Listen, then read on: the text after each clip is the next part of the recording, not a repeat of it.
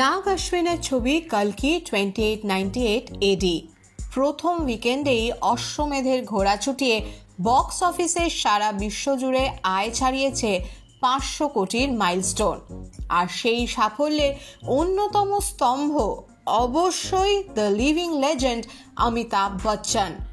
রবিবার নিয়ম মেনে ভক্তদের দেখা দিলেন বিগ বি, আর তাকে দেখে বাঁধ ভাঙা উচ্ছ্বাস। তার বম্বার জ্যাকেটটিও কিন্তু বেশ নজর কাড়া। আপনারা কি বলেন?